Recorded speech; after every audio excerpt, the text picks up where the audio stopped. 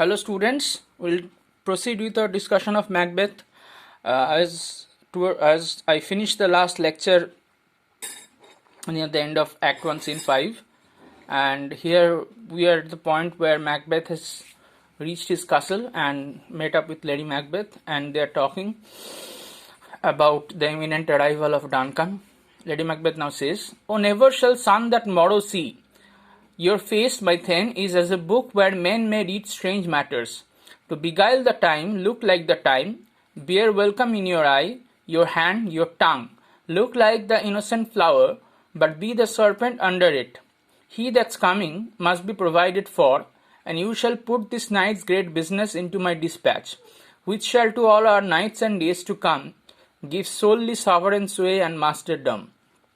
Now, never shall sun that morrow see mane that morrow when Duncan will be arrive, that will not be, because we will murder him tonight itself. That is the idea.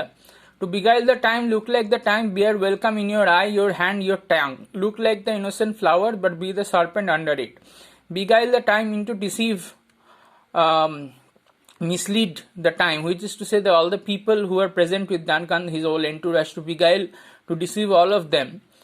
Look like the time, which is to say, look like the person who is supposed to welcome Duncan as a Thane who has been newly promoted. Play the role you are expected to play. That is the idea. Look like the time mane setai. So, but be the serpent under it. Of course, there is a reference here to Paradise Lost and the whole idea of in Bible that Satan was someone who deceived and beguiled Eve into eating from the tree of knowledge and therefore causing man's damnation, man's entire state of fall. So that is the idea here. Macbeth will speak further. Lady Macbeth, only look up clear. To alter favor is to fear. Leave all the rest to me. To alter favor is to fear মানে এখানে favor মানে হচ্ছে expression, looks. Favor, to alter favor is to fear মানে if you change your expression, if you change your facial expression, then people will detect that you were troubled by something. Also, the idea that fear itself naturally changes your expression, your facial expression. So you will be, this whole idea that the face is like a book harks back to Duncan's comment earlier in the scene when he was talking of the treasonous Cawdor, that there's no art to read man's character in his face. That idea of reading and misreading is there, and that is aligned with the reading of characters. Now, I'll skip scene 6 where Duncan finally arrives with his entourage and Banquo, and Lady Macbeth greets her, and Duncan greets Lady Macbeth greets him. Duncan greets her in turn, and there's a polite formal exchange as one expects inside the court nobility. And I'll skip to Act 1 Scene 7 where we find Macbeth's first great soliloquy. If it were done when it's done, then it were well, it were done quickly. এগুলো সবকিছু they are all referring to the murder itself, you know. ডান, এই যে বারবার ডান শব্দটা repeat হবে এখানে, this is about his contemplation about the finality of the act, the whole philosophical question if the act itself is consumed in the doing of it, or তার যে moral and psychological consequences থাকে, will that affect me in the future, will that affect my mind and peace in the future. So when is an act as heinous as the killing of the king ever completed? That is one question that the play asks. If the assassination could trammel up the consequences and catch with his success, that but this blow might be the be all and the end all. The assassination is of course murder. দেখো তোমাদের নোটে দেওয়া আছে for political reasons.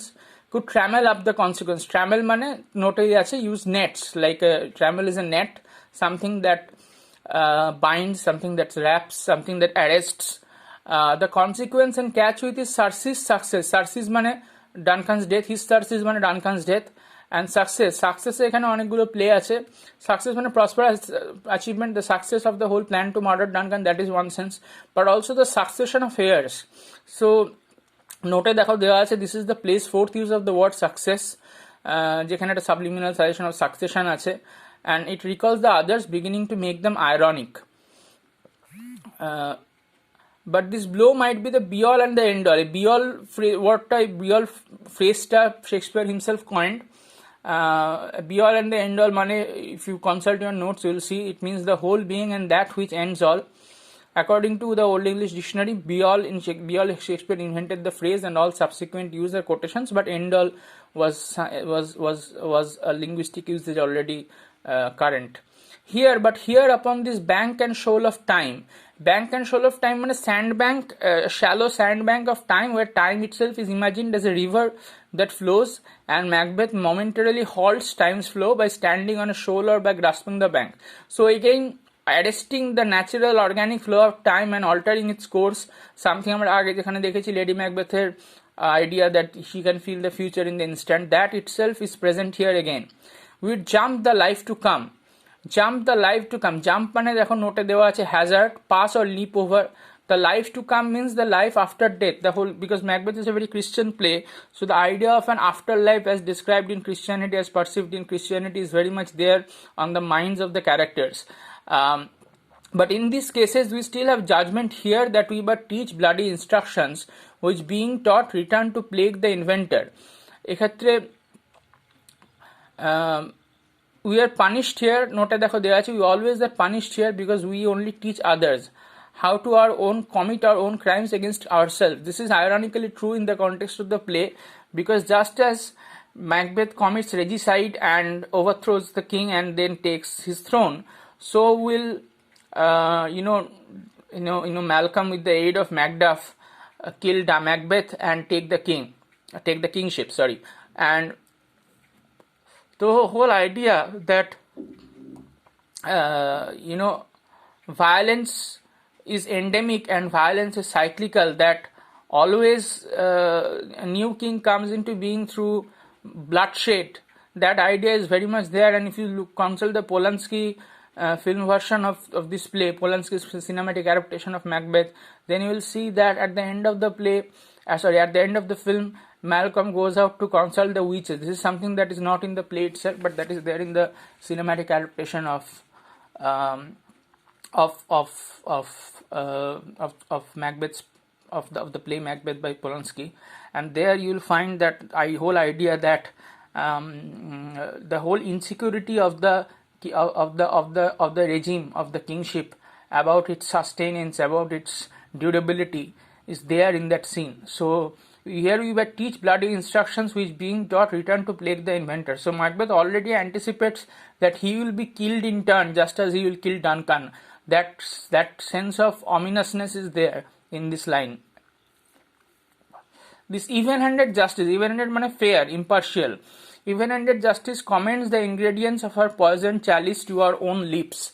He is here in double trust. He mane ekhetre Duncan, he is in double trust. First, as I am his kinsman and his subjects, strong both against the deed. So that is the whole idea of loyalty expected from a kinsman and subject in the whole feudal court order. Then as his host, who should against his murderer shut the door, not bear the knife myself. So he is in double trust because Macbeth is kinsman and subject, and as well as the host of Duncan for that night. এটাও Macbeth mention করতে পারতো that he is also his cousin, so a relative. Macbeth is Duncan's cousin, because Duncan previously refers to Macbeth as the valiant cousin.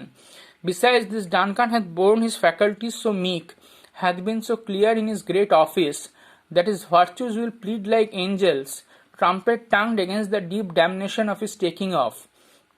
This Duncan, this king who is Duncan, এখানে he has borne his faculties so meek, hath been so clear in his great office. এখানে ডানকানকে লায়নাইজ করা হচ্ছে, is presented as a just and good king who ruled nobly. But in truth, if you consult the historical record, তোমাদের footnote আছে দেখো, the real Duncan was a weak and worthless youth who was put out of the way because that was the best that could be done with him. So clear in his great office that his virtues will plead like angels, trumpet tongued against the deep damnation of his taking off. Deep damnation of his taking off, the way his life will end, that is itself damning, because that is murder. And it was believed in Christianity that murdered souls, বা অপঘাতে যারা মারা যায়, whether it's through murder or suicide, they go to hell. So that is the whole deep damnation idea. So the one who kills goes to hell, and the one who is killed also goes to hell. And pity like a naked newborn babe, striding the blast, or heaven's cherubim horse upon the sightless couriers of the air, shall blow the horrid deed in every eye. The tears shall drown the wind.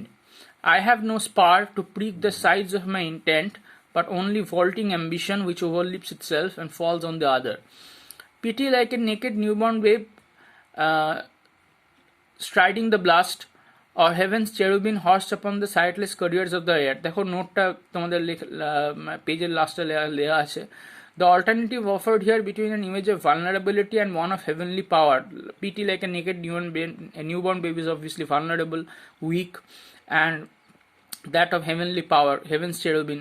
Cherubim was, believed to be the second highest order of angels, who had as their element the air. They could ride the air, and they were of air. So that this is confusing at times because there's another paradox here. আমি আগে বলছি paradox is central to the language and structure of this play, and so this juxtaposition of weakness and authority, weakness and power in the pity like a naked newborn babe who is compared to a heaven's cherubim.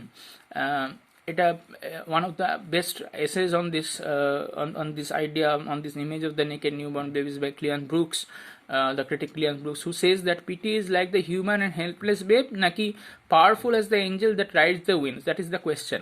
According to Brooks, it is both, and it is strong because of its very weakness. The paradox is inherent in the situation itself, and it is in the paradox that will destroy the overbrittle rationalism on which Macbeth founds his career.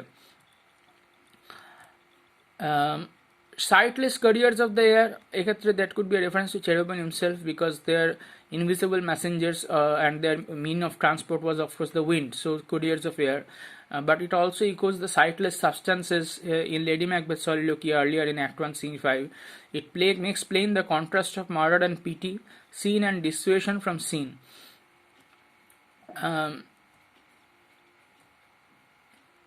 I have no spar to prick the sides of my intent, but only vaulting ambition which overleaps itself and falls on the other. Now, two interpretations of this image of the vaulting ambition of a rider who rides so fast that his horse throws him over, that he falls over because he rides too fast, too intensely. Two interpretations of Macbeth's images have been offered. Continuing the equine is something related to the horse. It is the adjective of a horse. Equine images of lines 22 and 3.